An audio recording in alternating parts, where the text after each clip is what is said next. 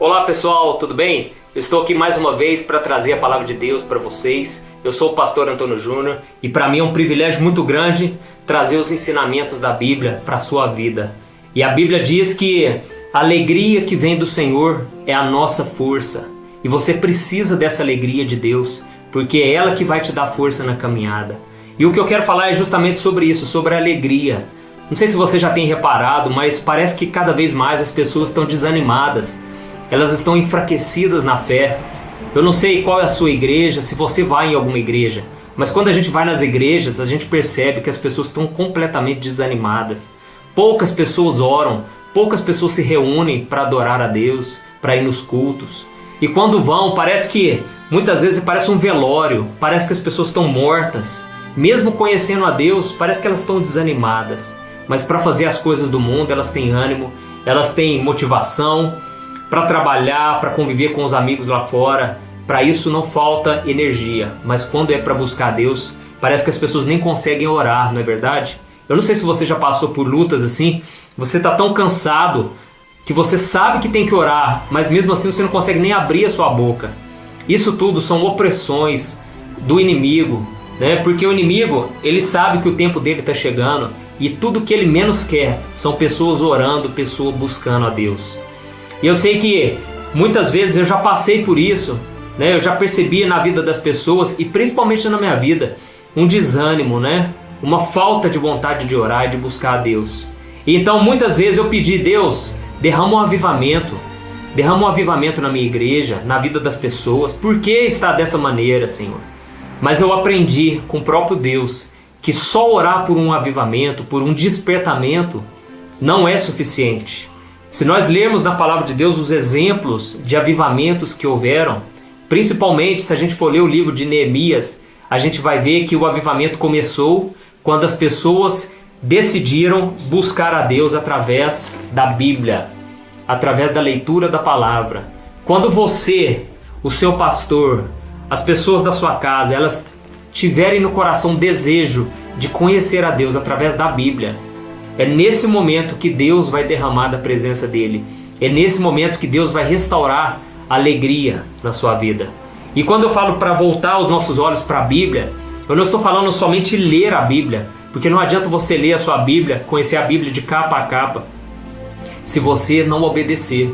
Talvez você conheça bem pouco da palavra, mas o pouco que você conhece, você precisa obedecer. É isso que você tem que estar preocupado. Não adianta você querer decorar versículos, você querer ler livros, capítulos inteiros, só para adquirir conhecimento mental. Não adianta. Você tem que colocar em prática o pouco que você sabe. Os poucos versículos que sejam. Coloque em prática e você vai ver Deus restaurando a alegria na sua vida. E eu lembro de um exemplo, né, do rei Davi, que era um homem de Deus, um homem que caminhou com Deus, mas no momento da vida dele, ele adulterou, ele cometeu o pecado de adultério. Em seguida, para piorar a situação, ele assassinou o marido daquela mulher com quem ele se deitou. E eu quero ler para você o Salmo 51, alguns versículos que mostram o arrependimento de Davi. O quanto Davi ele ficou mal, entristecido por ter pecado contra Deus. Eu quero ler para você, está no Salmo 51, o versículo 1 ao versículo 13. Eu vou colocar o versículo aqui para você acompanhar. Tem misericórdia de mim, ó Deus, por teu amor, por tua grande compaixão, apaga as minhas transgressões. Lava-me de toda a minha culpa e purifica-me do meu pecado. Pois eu mesmo reconheço as minhas transgressões, e o meu pecado sempre me persegue. Contra ti, pequei e fiz o que tu reprovas, de modo que justa é a tua sentença e tens razão em condenar-me. Sei que sou pecador desde que nasci, sim, desde que concebeu minha mãe. Sei que desejas a verdade no íntimo e no coração me ensinas a sabedoria. Purifica-me com esopo e ficarei limpo. Lava-me e mais branco do que a neve serei. Faze-me ouvir de novo júbilo e alegria, e os ossos que esmagaste exultarão. Esconde o rosto dos meus pecados, apaga todas as minhas iniquidades. Cria em mim um coração puro, ó Deus, e renova dentro de mim um espírito estável. Não me repulses da tua presença, nem retires de mim o teu Santo Espírito. Devolve-me a alegria da tua salvação e sustenta-me com o espírito pronto a obedecer. Então ensinarei os teus caminhos aos transgressores, para que os pecadores se voltem para ti. Aqui nós vemos o arrependimento sincero de Davi. Davi, assim que ele pecou, ele percebeu que o coração dele se entristeceu. Ele disse que os ossos dele pareciam que estavam esmagando ele, porque ele estava guardando o pecado no seu coração. Mas a partir do momento que ele fez essa confissão, ele fez uma confissão pedindo: Deus, me dá um coração novo, Deus. Toda vez que parece que eu estou firme, parece que eu volto para o mal, eu volto a pecar. Oh Deus, desde que eu nasci, o meu corpo é um corpo de morte, um corpo que está voltado para o pecado. Mas tem misericórdia de mim, Senhor. Não desiste da minha vida. Não repulses do teu espírito da minha vida. Ou seja, Senhor, não me abandone, Deus. Eu sei que o Senhor tem todo o direito de me condenar, mas eu estou aqui te pedindo misericórdia. Eu não estou te pedindo justiça, eu estou te pedindo misericórdia. E então ele finaliza dizendo: Senhor, devolve-me a alegria da tua salvação. Então, quando o Senhor devolver a alegria do meu coração, eu ensinarei os teus caminhos aos pecadores, e eles se converterão a ti. Davi sabia que toda a razão da sua tristeza é porque ele não estava obedecendo a Deus como ele deveria. Eu sei que muitas vezes nós sofremos porque as lutas são muito grandes. Mesmo obedecendo a Deus, nós vamos sofrer. E às vezes sofremos até mais, porque por obedecer à Bíblia, nós estamos na contramão desse mundo. Mas essa alegria, essa tristeza que a gente sente por causa das lutas, Deus promete restituir a alegria. Mas quando nós pecamos, é uma tristeza diferente. É uma tristeza que a gente sabe que está longe de Deus, e não tem nada pior do que isso. Não tem nada que deixe um homem mais abatido do que isso. Davi, só para você ter noção, ele era o rei de Israel. Mas mesmo tendo todo o poder, depois que ele pecou, ele trouxe consequências para a vida dele, e o próprio filho dele quis tomar o trono dele.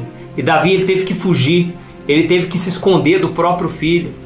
Isso tudo por causa do pecado. Isso tudo porque ele virou as suas costas para Deus. E nós devemos tomar muito cuidado com o nosso caminhar. Todos os dias a gente tem que examinar os nossos caminhos. Não a vida dos outros irmãos. Deixa que Deus cuida deles, mas nós devemos se preocupar com a nossa própria vida espiritual. E Davi então falou: Senhor, traz de volta essa alegria da salvação. Então eu quero te dizer uma coisa, você que está se perguntando como ter a minha alegria de volta, é você se arrependendo dos seus pecados.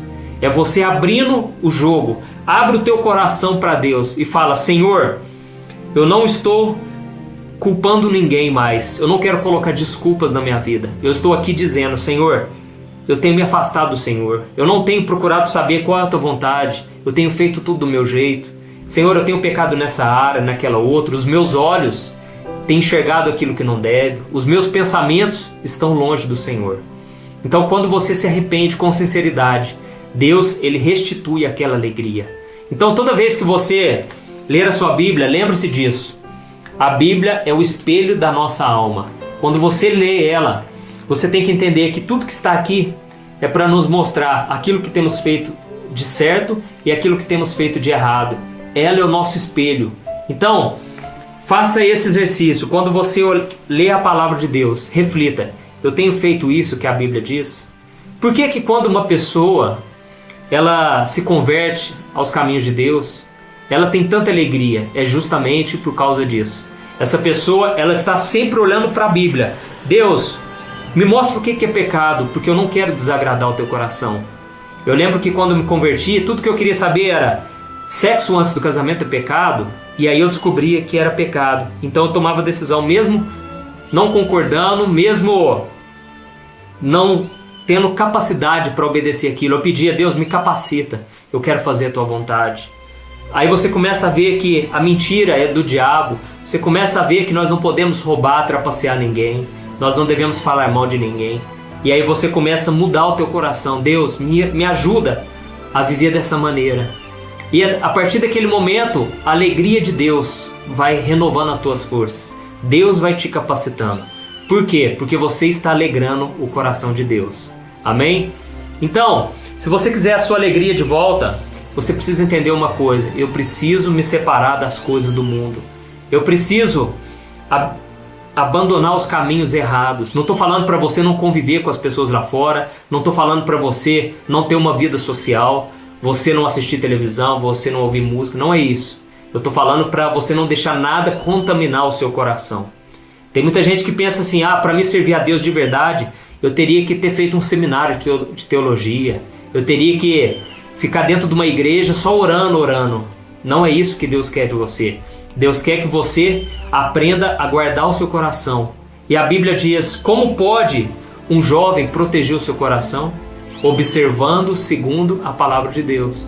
Como pode você andar em santidade? Observando segundo a palavra de Deus. Então, esse é o maior desafio do cristão, conviver no mundo, mas não deixar que o mundo entre no seu coração. Amém? Então Jesus disse para os fariseus, o que contamina o homem não é o que entra, mas é o que sai. É aquilo que está dentro de você, que você tem que conservar coisas boas, você tem que guardar a palavra de Deus no seu coração. É isso que vai trazer vida para você e para os seus familiares e para a sua geração, em nome de Jesus. Então, muitas vezes, a gente percebe que o povo de Deus, voltando aqui na mensagem, né, principalmente aqui no Velho Testamento, a gente vê muitos exemplos. Muitas vezes, a alegria tinha saído do meio do povo de Deus. E o povo de Deus já não sentia mais aquele ânimo para buscar as coisas dele. Por quê? Porque tinham desobedecido.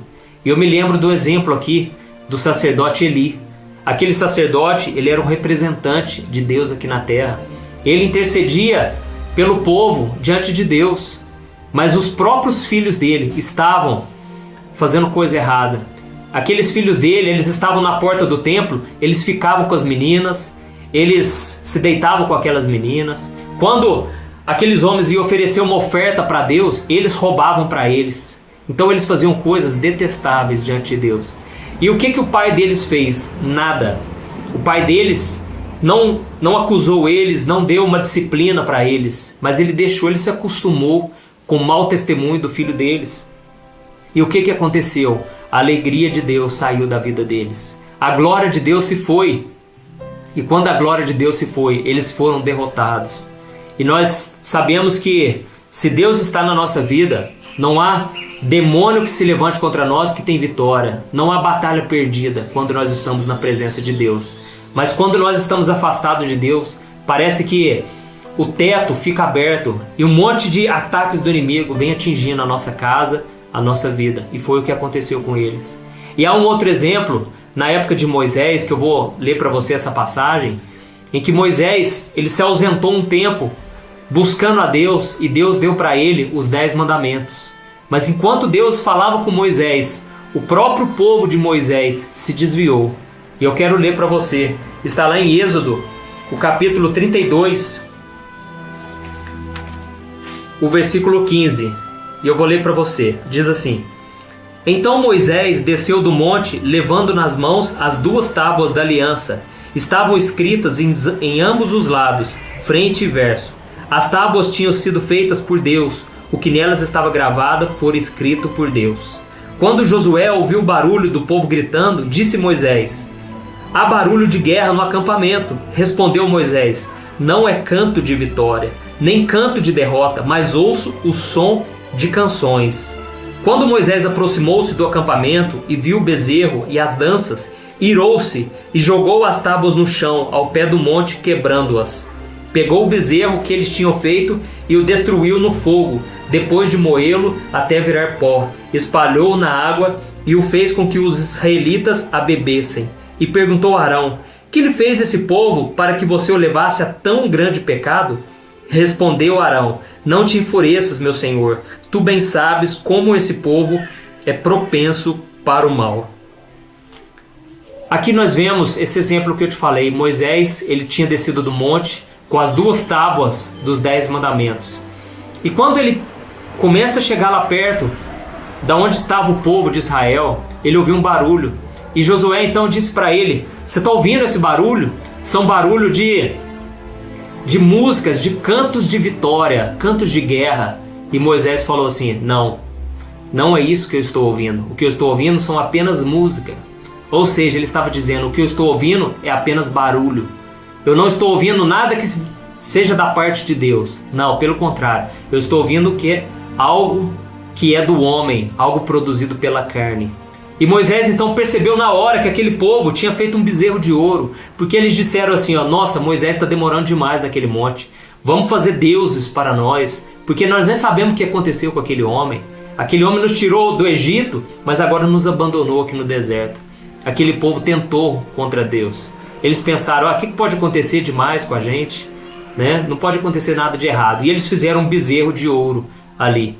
Mas quando Moisés viu aquilo, ele se irou e jogou as tábuas no chão. Aquelas tábuas quebraram. E ele falou, o que você fez, Arão, no versículo 21, para que esse povo, para que você o levasse a tão grande pecado? E Arão respondeu, não te enfureças, meu senhor, tu bem sabes como esse povo é propenso para o mal.